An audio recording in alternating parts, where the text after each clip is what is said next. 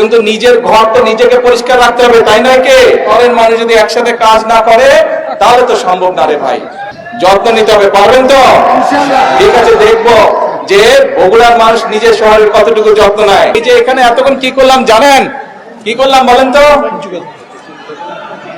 আপনাদের বগুড়াবাসী, বিশেষ করে বগুড়া শহরের মানুষের বহুদিনের একটি আশা ছিল, বহুদিনের একটি প্রত্যাশা ছিল যে বগুড়া শহরটি একটি সিটি কর্পোরেশন হবে।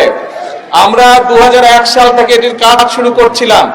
নরমালি সিটি কর্পোরেশনের যে সকল সুযোগ সুবিধা থাকে আপনারা দেখেছেন 2001 থেকে 2006 সাল পর্যন্ত আমরা ধীরে ধীরে সেইগুলোর ম্যাক্সিমাম, বেশিরভাগ যেগুলো সুযোগ সুবিধা থাকে একটি সিটি কর্পোরেশন হলে সেই সুযোগ সুবিধাগুলো আমরা গড়ে তুলেছিলাম।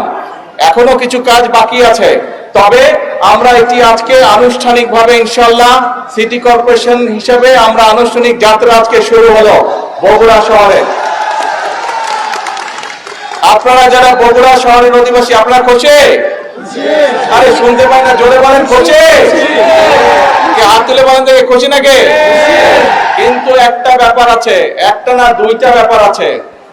ব্যাপার হচ্ছে নিজের শহরকে কিন্তু নিজে পরিষ্কার রাখতে হবে। পরিষ্কার কিন্তু আপনারা রাখেন নাই। আমি আসার সময় ওই রাস্তা থেকে স্টেশন রোডে দেখলাম দুই পাশে অনেক ময়লা। আমি প্রশাসনের সাথেও কথা বলেছি, কিন্তু প্রশাসন প্রশাসনতা করবে, কিন্তু নিজের ঘর তো নিজেকে পরিষ্কার রাখতে হবে, তাই নয়? কে? হ্যাঁ।